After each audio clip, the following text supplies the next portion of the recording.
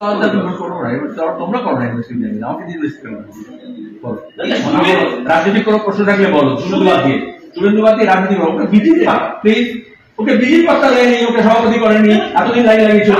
তোমরা শুভেন্দু বেশি বিজবে না, বেশবে না, এই কথা বললাম। কমিশন এজেন্ট হবে না, পরিষ্কার বলছি মিডিয়াকে। কমিশন এজেন্ট হবে না। রাজনীতি নিয়ে প্রশ্ন করো, অর্থনীতি নিয়ে করো, বেকার নিয়ে করো, শিক্ষক নিয়ে করো, কৃষক নিয়ে করো, শিক্ষা নিয়ে করো, স্বাস্থ্য নিয়ে করো, মাল বেচবে না প্লিজ। ওসব মালগুলো বিজেপি গ্রহণ করছে না, পরিষ্কার বলছি। ইংরেজি বাজারে তৃণমূল নেতাকে পিটিয়ে খুন। হ্যাঁ দেখো, যাদেরকে তোমরা বেচো পরে তাদের রাস্তা খুন হতে হয়। বিজেপির হাতে, তৃণমূল হাতে বেজ্জত হতে হয়, অসম্মানিত হতে হয়। তোমরা বিজয় করে বিক্রি করো নি গত 2 বছরের সময়, আবার বিক্রি করো, বিক্রি হয়।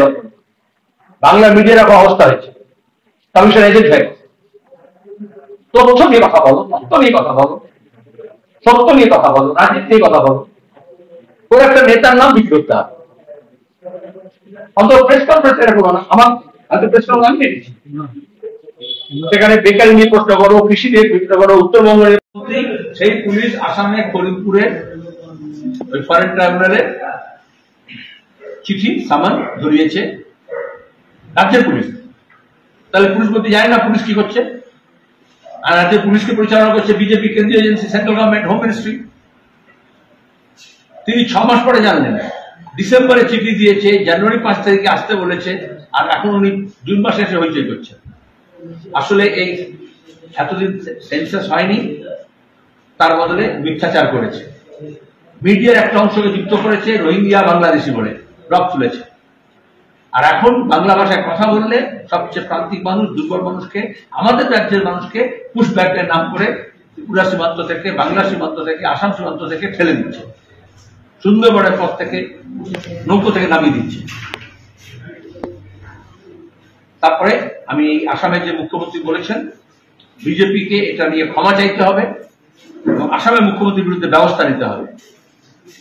তাহলে আমরা এরকম বলতে হবে এখানে যারা হিন্দি ভাষা বলেছে, মাতৃভাষা দেখাবে, তার সব বিহারে বা ইউপি ভাষা ঠিক হবে? কখনো হয়? উত্তর পূর্ব ভারতের মানুষ যারা ব্যাঙ্গালোরে, কর্ণাটকায়, কেরালায়, মহারাষ্ট্রে, মুম্বাইতে, দিল্লিতে আছেন, তারাও তো বিপদে পড়বে। তার ভাষা যদি তার রাজ্য ঠিক হয়, এবং তাকে রাজ্য না বিদেশ যদি ঠিক হয়। এটা আমাদের রাজ্য সরকার অপদার্থতা হচ্ছে। অনেক আগেই চিফ সেক্রেটারি, চিফ মিনিস্টারকে এটা টেক আপ করা উচিত ছিল। মাইগ্রেন্ট লেবারার্স, ইন্টারনাল মাইগ্রেশন সংবিধানে লেখা আছে, ওটা কেন্দ্র তালিকাভুক্ত। এক রাজ্যের মানুষ অন্য রাজ্যে গেলে তার হেফাজত, নিরাপত্তা, তার স্বার্থ দেখার দায়িত্ব হচ্ছে কেন্দ্র সরকারের, সংবিধান নির্দেশিত, এন্ট্রিতে আছে, ইউনিয়ন লিস্টে আছে।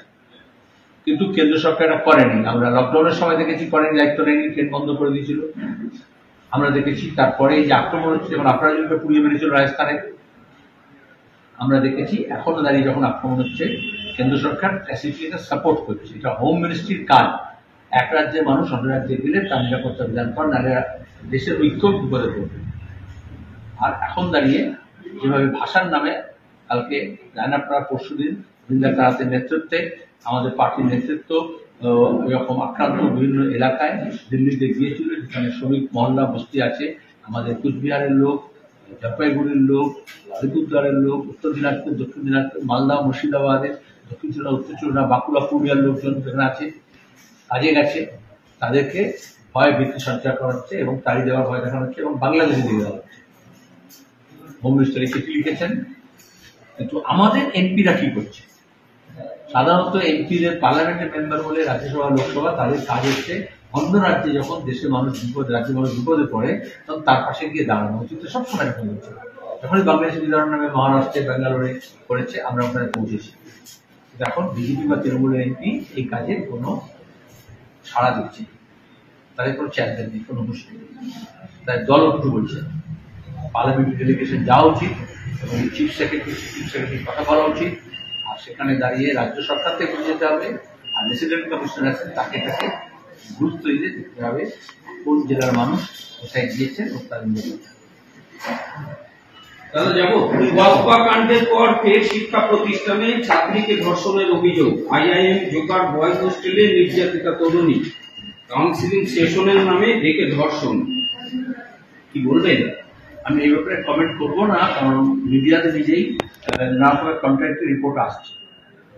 কিন্তু এটা তো ঠিক, কেন্দ্র সরকারের প্রতিষ্ঠান হোক, বিশ্বভারতী, IIM, IIT, রাজ্য সরকারের কলেজগুলো হোক, বিশ্ববিদ্যালয়গুলো হোক, আমাদের এই পশ্চিমবঙ্গে হোক বা দেশের যে কোনো প্রান্তে হোক, একদিকে শিক্ষাকে মহার্ঘ করে তোলা হচ্ছে, শুধু বড়লোকের ব্যবস্থা থাকবে, অন্যদিকে সরকারি বিশ্ববিদ্যালয়ের যে প্রতিষ্ঠানগুলো যেগুলো ধ্বংস করা হচ্ছে, স্কুল থেকে কলেজ, বিশ্ববিদ্যালয়, টেকনিক্যাল ইনস্টিটিউট, ম্যানেজমেন্ট ইনস্টিটিউট, আর নিরাপত্তাহীনতায় ভুগছে ছেলেমেয়েরা, শিক্ষকরা, কর্মচারীরা। সেখানে একটা থ্রেট কালচার, ভয়ভীতি রাজত্ব কায়েম করা হচ্ছে। আমাদের রাজ্যে এটা পরপর একটার পর একটা ঘটনা, যেমন মিটু অভিযানের জন্য দেখেছিল, একবার যখন একজন বলেছিল অনেকে মিটু বলে জানিয়েছিল, এখন অনেক কলেজ থেকে এ ধরনের অভিযোগ আসছে, এদের TMCPর নাম করে গুন্ডা পোষা হয়, ঠিক করা হয়, এবং তারা অভিষেক মমতার সঙ্গে ডাইরেক্টলি তাদের সঙ্গে তাদের থেকে অ্যাপয়েন্টেড।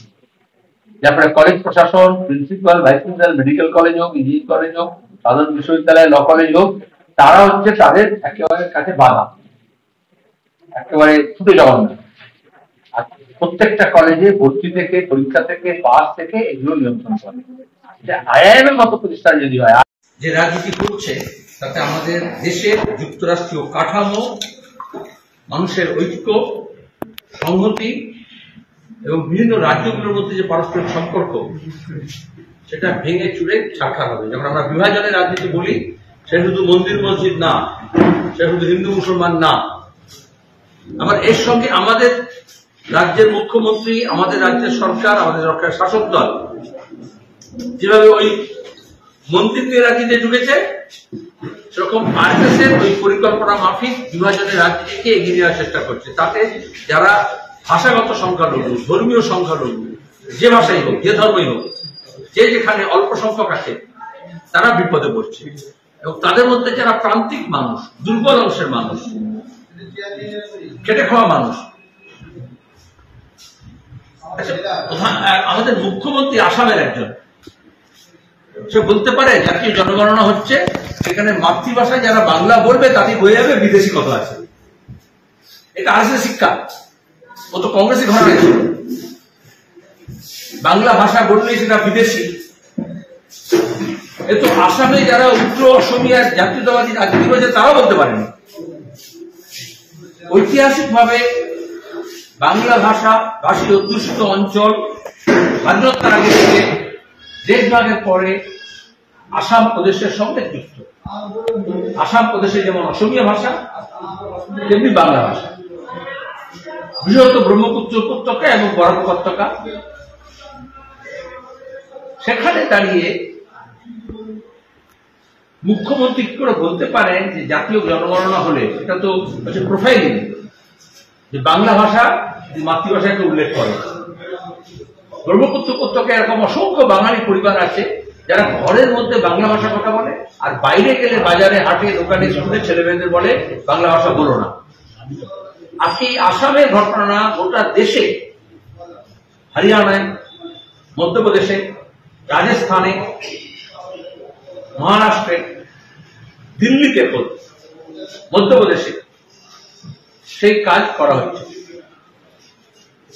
আমাদের দেশের যে অর্থনীতি, যে পথে আমরা চলেছি, সেখানে ইন্টারনাল মাইগ্রেশন হবে,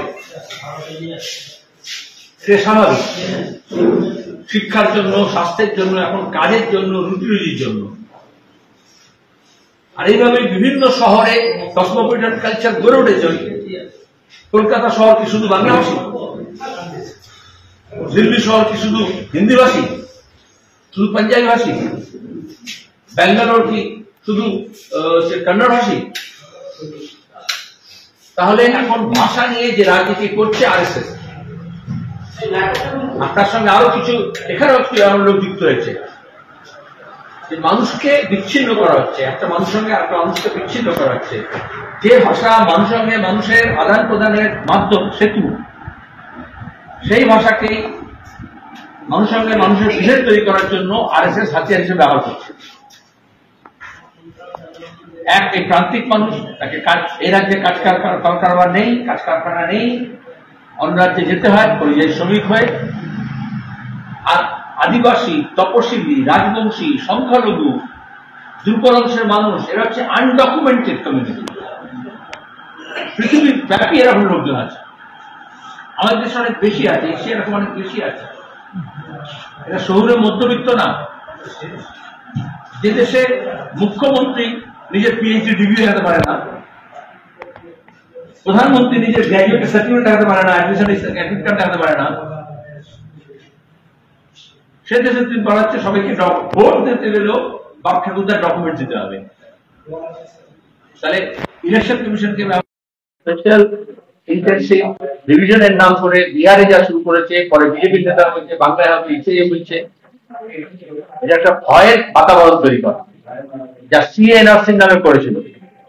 আমরা আসামে দেখেছি কত মানুষকে ডিটেনশন ক্যাম্প এবং ডাউটফুল ভোটার করা হয়েছে, এনআরসি থেকে বাদ রাখা হয়েছে। এটাকে যারা হিন্দু মুসলমান বলছিলেন তারা অন্যায় করছিলেন এবং ভুল করছিলেন।